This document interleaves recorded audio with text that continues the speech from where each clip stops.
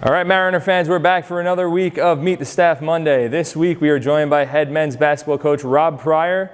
Coach, thanks for joining us. Thank you for having me. Coach Pryor is going into his fourth season with the Mariners this year. Coach, tell us about the path that led you to Kings Point. You're an Air Force grad, served time in active duty, worked your way up to the rank of captain. Tell us a little about your service and then what brought you into the coaching world, and talk about your steps along the way. Anybody else you want to shout out who helped you out along the way? Well, it's certainly been a journey.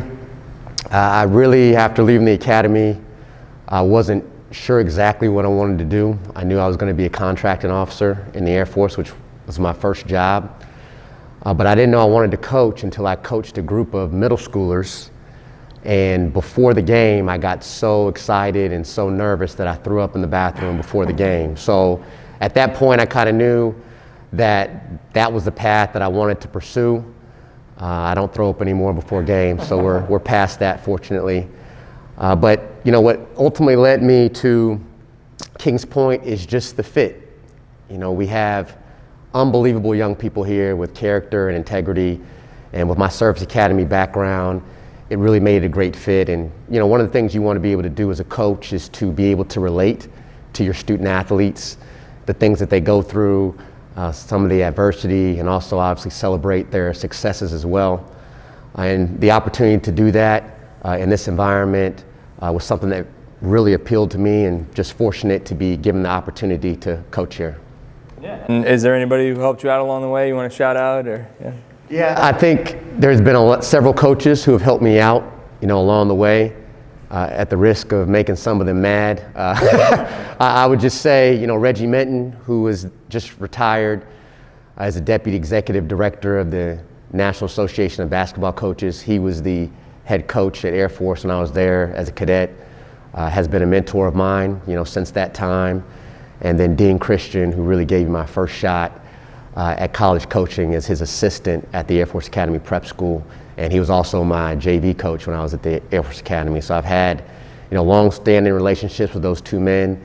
They've guided me and helped open doors for me, and be forever grateful. But, you know, every coach that I've worked for, every assistant coach that I've worked with, and I feel like I've taken something from each and every one of them that's helped shape my coaching philosophy, you know, both on and off the court. Awesome. And you talked about celebrating the successes of the mids here at Kings Point. Let's talk about the team a little bit. You know, you guys shown tremendous growth the last couple of years. After some unstable years prior to you being here, you made the Skyline Tournament last year with a big win over Maritime last game of the season. What have you been proud of most for the past 3 years? And talk about how sweet it was to get a chance to play in the playoffs. Well, I think the thing that I've been most proud of is just the development of our young men. I mean, just seeing them come in as freshmen or as sophomores. You know, some of them were sophomores when I came, and how they just progressed, you know, on and off the court. In terms of games, that Maritime game last year to get into the playoffs has got to be the probably most exciting game I've ever been a part of as a head coach. Comeback. Comeback. Yes, and with so much on the line, you know, that was the other thing. And I think it really displayed the resiliency of our guys, you know, because we were pretty much down the whole game, and they knew and we knew that it was pretty much a winner-take-all scenario. And to come back from double digits, you know, with 4 or 5 minutes left in the game to win and get to the playoffs was big. And it was something that had been a focus of ours all year. You know, we wanted to get to the playoffs. It was the first time in 6 years, and we also wanted to get double-digit wins, also the first time in 6 years. So with that one game, you know, our team was able to accomplish both of those goals, and you know, use that as momentum, as a stepping stone for bigger and better things moving forward. That's great. Outside of basketball, what other roles do you serve for the academy? What classes do you teach, or what committees are you on? So in terms of classes, I teach mental skills training here at the academy. I also teach tennis, and also assist in the first aid and medical care provider classes.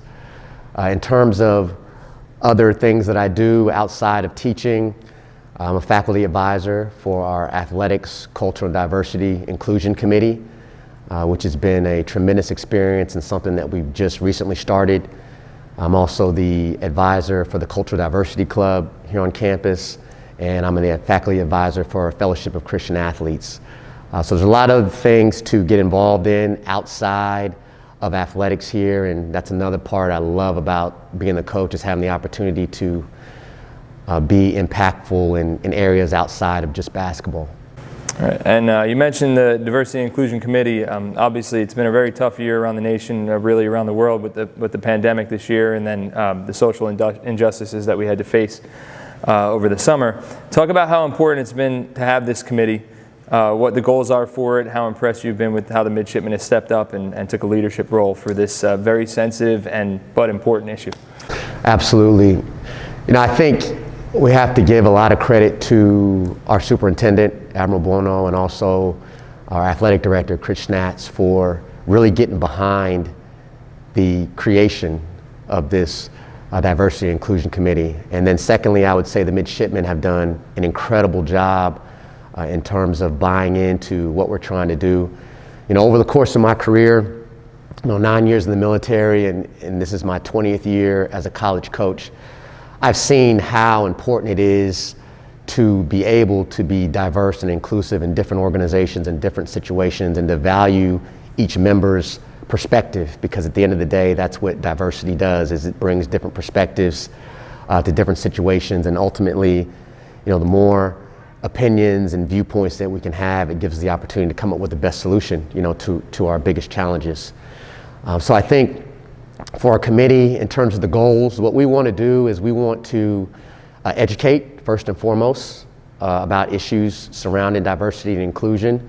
And we also want to facilitate great conversations, all across campus, because we feel like when people talk and when people communicate, that's when the greatest things happen. And, sometimes great things don't happen until difficult conversations can be had. So just having the courage to be able to do that amongst our teams, amongst our staff, and ultimately across the campus is ultimately going to help us to be more inclusive as a school, become more diverse as a school, and improve overall, and be a better place for midshipmen, faculty and staff. Yeah, I've seen the midshipmen really have stepped up into a leadership role with the committee as far as those issues go. Staying on that leadership topic, you mentioned you teach a mental skills class. You experience a regimented life in an academy, so you have an idea. How does it all relate to the mission of graduating leaders of exemplary character, and what have you seen from the mids, even from your team in particular, regarding leadership? Well, I think leadership is such an important thing, and I look at our academy and I look at it as a leadership laboratory. We talk a lot in basketball and athletics period about the importance of your mental game, the importance of being mentally tough and mentally strong. With everything that the academy challenges our young people with in terms of their academics, their regimental duties, along with athletics and anything else that they're involved in outside of that, it's a lot. And so being able to be mentally tough and mentally strong and use the resources around you, and also take advantage of the leadership opportunities that you're provided with, whether you're the captain of a team or you have a important position in the regiment, whatever the case may be. And even starting in NDOC, when we have the freshmen come in, and a lot of our upperclassmen are given the opportunity to lead at that point as well. At the end of the day, we want all of our graduates to be able to go out and feel comfortable in whatever environment that they choose to serve in, whether it's in the maritime industry or it's in one of the branches of the armed forces, to be confident, be comfortable, and be strong, in their leadership, and also be able to utilize the resources around them. One of the things about leadership, motivation. You start each one of your practices with a motivational quote. What's been one of your favorite quotes, or two favorite quotes that you've passed on to the midshipmen? I say my favorite one, and it really doesn't have anything to do with basketball specifically, but I always tell our guys, be where you're supposed to be, when you're supposed to be there, doing what you're supposed to be doing. If I said that to them once, I've said that to them 100 times. And basically the idea is, life is going to throw you curveballs. We're in a COVID-19 environment right now that no one could have predicted, and we still don't know how that's going to turn out and how it's going to continue to affect athletics. But if we can control what we can control, by doing the right things every day, we can limit the amount of drama that we bring to ourselves, and make ourselves more available to handle the curveballs that life throws us.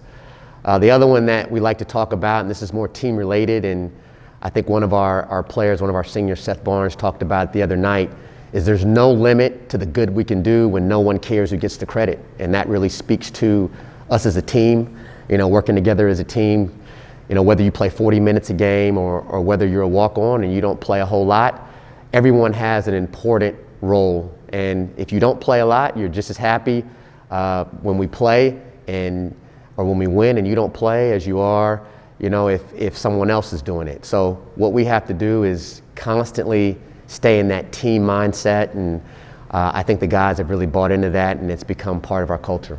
Great. And, being a basketball fan, you're obviously a big fan of the Lakers. Congratulations on that win a couple weeks ago. I'd love to be able to take credit for that, but I think LeBron and AD had more to do. Who inspired you growing up? You watched play or coach, one of those really got you into basketball?